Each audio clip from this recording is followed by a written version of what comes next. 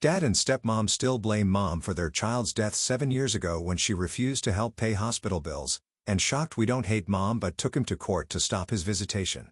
Am I the a-hole for choosing to live with my mom and have only court-ordered contact with my dad even though my dad thinks I should side with him because he blames my mom for my half-sister's death? Last month, my brother and I, 14 and 16, spoke to a judge and asked him to let us live with our mom instead of splitting time between both of our parents like we have since they got divorced. The judge spent 20 minutes with each of us and decided to give us permission to stop going to Dad's house, but he did order 3 phone calls a week each that are meant to be 20 to 30 minutes. He gave a mini speech on the importance of parents and letting past issues go as we move into adulthood. My dad hadn't realized when mom took him back to court that we were in on it. He didn't know we'd asked the judge to let us live with mom. When he figured it out, he had an outburst in court and tried to confront us. And mom. After we left the courtroom, mom told us to keep walking and she stepped between dad and us so he wouldn't try to stop us from leaving. Those phone calls are annoying. My dad uses them to ask why we'd choose mom and how we could abandon our family after everything mom has done. He accuses mom of parental alienation and doesn't believe us when we say she never said anything bad about him or Heather, his wife, or our half-siblings. He doesn't believe us and he always brings it back to mom's responsibility for my half-sister's death 9 years ago. Not sure how much background you need, but here's the important stuff. Dad cheated on mom with Heather. Mom found out and divorced dad. I was 3 and my brother was 1. Heather and my dad tried to have kids and she had 3 miscarriages. Then Heather's 4th pregnancy went better, but she went into really early labor and my half-sister was a pre-E. My dad and Heather had a lot of money issues and they started a GoFundMe to help them cover costs and everything. My mom won a car in some local competition and sold it for the money. Dad knew about it or found out online and asked mom for the money. My mom said no and refused to donate to the GoFundMe too. My dad and Heather ended up missing a lot of rent deadlines and then my half-sister died. My dad and Heather always blamed mom for it. They said if she had been less selfish and had put aside her hatred for them and helped by donating money or letting them borrow the money she got for the car, my half-sister would have lived. My dad said mom knew all about the miscarriages and he bet she enjoyed knowing he and Heather were suffering. They talked about their anger and hate for mom around us a lot. We were told they blamed mom. Dad always stopped himself before going too far, but he said stuff over the years about how we should be extra loyal to him and Heather because we know mom was the reason our half-sister died. I always hated it and my brother did too as he got older and understood more. My dad and Heather ended up having more kids after they got back on their feet.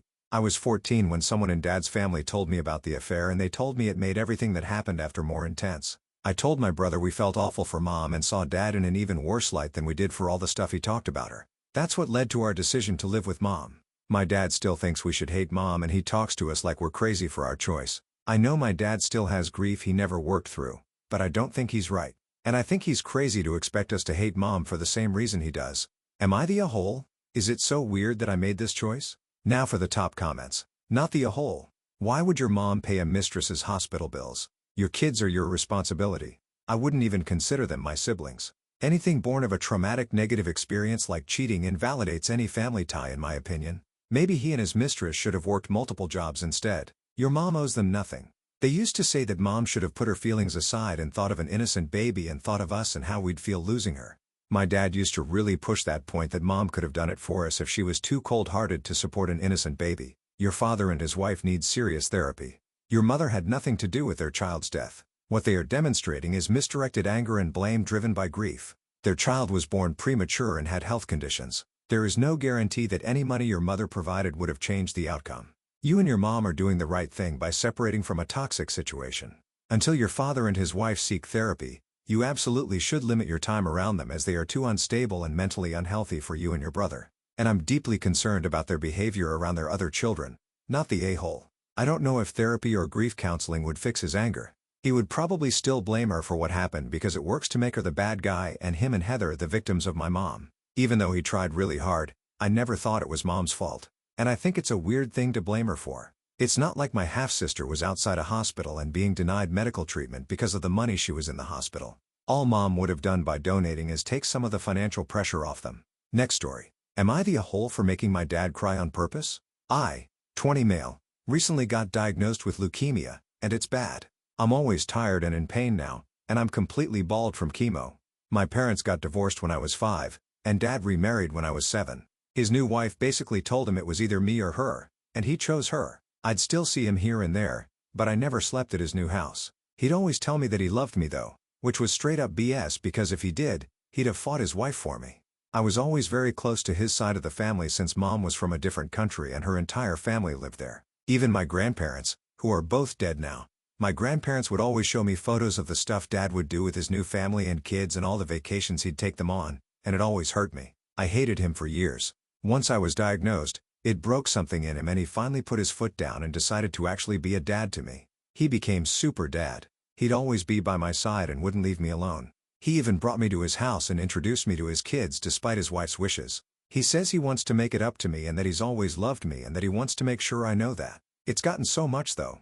My younger self would have loved this, but I hate it. He could have always done this and always could have been a good dad to me. But he never thought I was worthy of it until I was literally dying. I hate him. I told him so last night after he went on about how much he loves me and everything. I just had enough and told him to stop the BS. I said he never loved me enough to step up to his wife until I was freaking dying. I told him his new kids were clearly his priority and he's only with me now because if I die, the guilt of being a crappy dad to me, my whole life would eat him alive. He was crying by that point and begging me to stop, but I didn't. I told him how much I hated him when I was with my grandparents and when they'd tell me about all his vacations and activities with his real children. I hated all of them. Him, his wife, and his children, because he saw them as more worthy of him than me my entire life. When I finished ranting, he was full-on sobbing and his wife ended up kicking me out and calling me a bastard. My mom and stepdad say I went too hard on him and that he's really struggling with everything. But I don't regret it because I let out things I've been holding in for years and it felt damn good. Was that in a whole move though? Honey, your dad needed to hear it. I don't know what story he has told himself all this time, but you shattered the illusion. Let's see if he finally stands up to his wife now. I mean, he let her kick his dying son out of his house right in front of him. So, your grandparents are also bad people. No wonder they raised a crappy human like your dad, not the a-hole.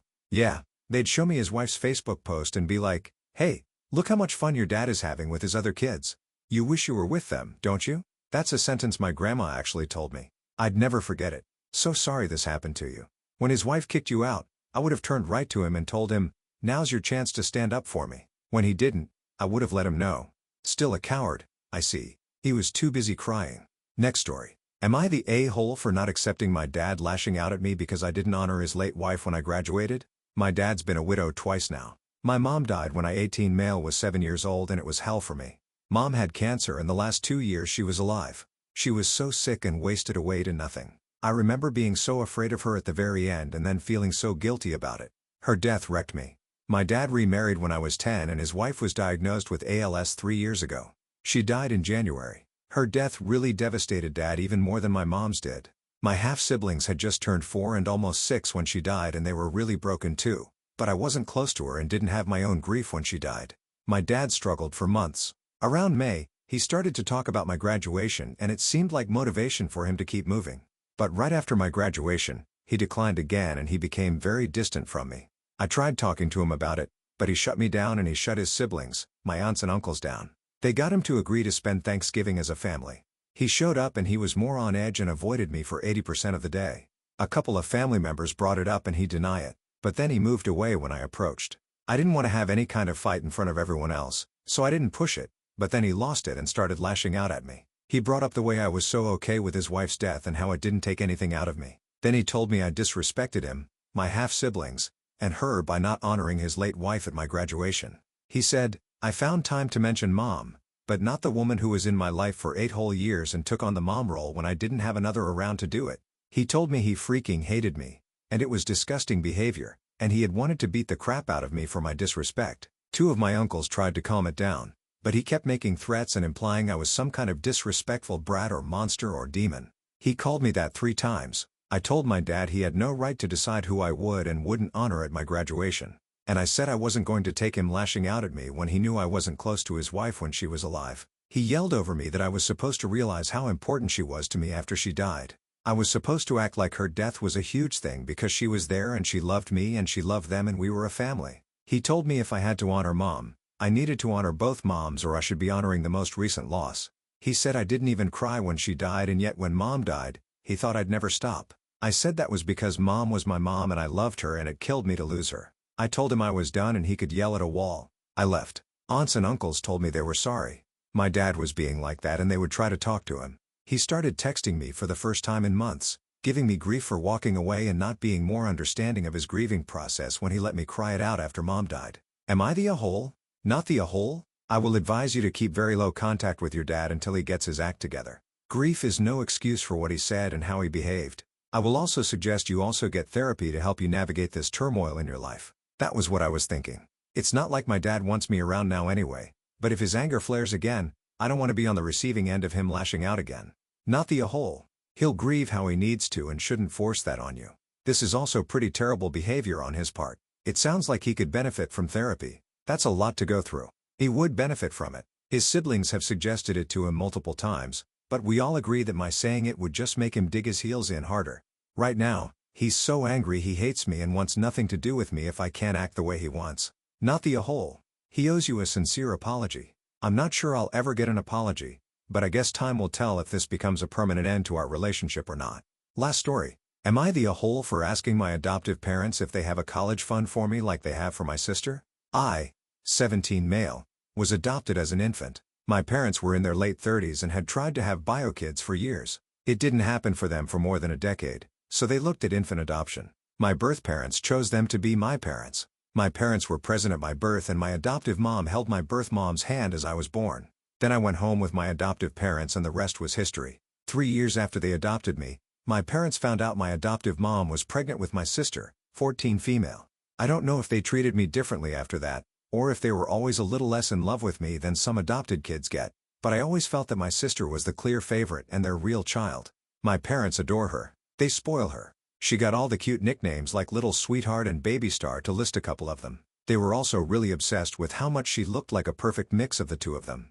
Mom's eye color and nose, dad's hair color and round face and other features. A few of my cousins used to rub it in real good, that my parents had their real kid now and that if they could send me back, they would.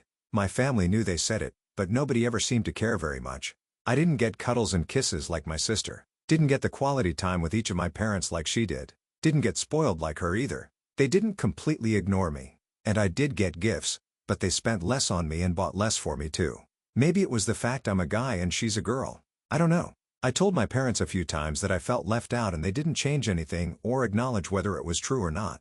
It was just like, oh, and then they moved on. My sister noticed the difference and she'd make fun of it. She used to say she wished she had a real sibling and not a fake one, or how our cousins were her real family and not me. A year ago, I found out my parents had a huge college fund for my sister. They were talking to my aunt mom's sister about it and how they had invested from a few things and taken from their savings for it. They never mentioned having one for me, which stung, and I thought about it a lot. I got asked in school if I had money or would get help from my parents for college and I never knew what to say. I told them I didn't think so and then financial aid was discussed. I reached out to my birth parents a few months ago too. My parents gave me their names and info they had and they don't want a relationship with me. My parents said they expected as much but figured it wasn't their place to say. They didn't comfort me or anything. And my sister said I had 4 parents who didn't want me, so I must be broken. 2 weeks ago, my parents asked me to speak to my guidance counselor about how busy they are and tell her she should talk college stuff with me and not them. I figured she wanted to find out about the money and that's why she wanted to talk to them. It got to me and I asked them if they had a college fund for me like they have for my sister. They asked me how I knew about it and then got mad at me for asking the question. I asked them why they'd make sure she has one but not me when I'll be going to college first, and they asked me why I was asking questions that are none of my business. It made me feel like crap. And since that day, there's been a whole lot of tension in the house and my sister is rubbing it in that she gets a college fund and I don't. My parents never said either way, but not saying anything is basically an answer, right? Am I the a-hole? Not the a-hole. It is 100% your business. Whether or not you have a college fund, and the fact that your parents are trying to tell you it's not, is frankly quite bizarre. Whether they do or don't could drastically impact your life. They chose to be your parents the moment you were born. They don't get to just back out of important responsibilities that come with having a kid just because they had another one. And I'm so sorry that they're enabling the behavior from your sister and cousins. It is weird, but I think it's another way for them to not outright reject me as their son, but to not answer the question either. So, instead of saying yes or no, they say it's none of my business, which kind of felt worse. Do you have extended family you could reach out to? You mentioned cousins. Could your aunts and uncles help you? Even if they can't, telling them about your situation and asking for their help will certainly shame your past parents, which is what they deserve. I won't get support. The adults in my family all knew how I was treated by my cousins and said nothing. I don't think it'll change because it's my parents being like this. If they cared, they'd have defended me back then.